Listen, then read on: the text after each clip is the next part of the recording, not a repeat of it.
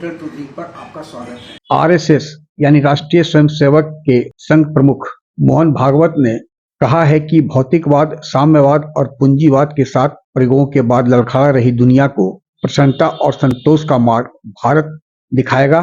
Mohan Bhagwat Thailand की राजधानी में तीसरी विश्व हिंदू कांग्रेस के उद्घाटन सत्र को संबोधित कर रहे थे।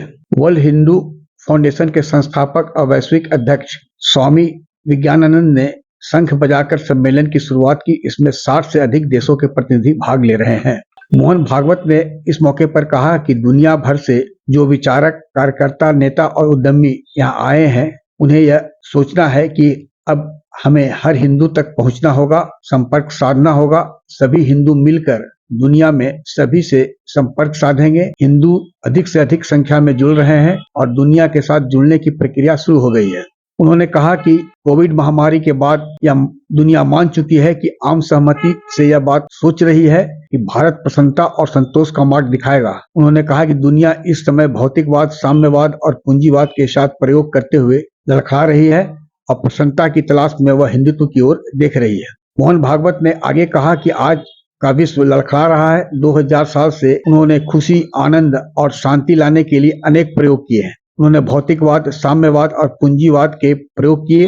उन्होंने अनेक धर्मों से जुड़े प्रयोग किया है। उन्हें भौतिक समृद्धि मिल गई है, लेकिन संतोष नहीं है। उन्होंने कहा कि कोविड महामारी के बाद पुनर्विचार करना शुरू हुआ है। अब ऐसा लगता है कि वे यह सोचने में एकमत हैं कि भारत उन्हें रास्ता दिखाएगा। मोहन भागवत ने यह भी कहा कि हमें सभी के पास संपर्क करना होगा, उनसे जुड़ना होगा और अपनी सेवाओं से उन्हें अपनी ओर लाना होगा। हमारे पास उमंग है, हम निस्वार्थ सेवा के मामले में दुनिया में अग्रणी है।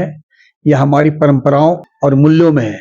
इसलिए लोगों तक पहुंचिए और दिल जीतिए। इस 3 दिवसीय सम्मेलन में शामिल प्रतिनिधियों को दुनिया भर में हिंदुओं के समक्ष आ रही चुनौतियों पर विचार विमर्श करने का अवसर मिलेगा।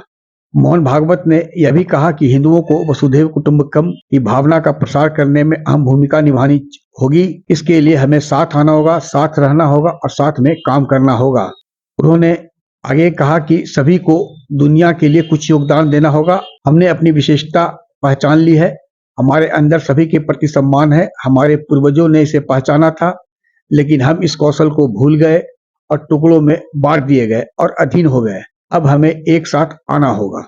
आग्रह है कि इस वीडियो के लिंक को लाइक, शेयर, सब्सक्राइब अवश्य करें। धन्यवाद, नमस्कार।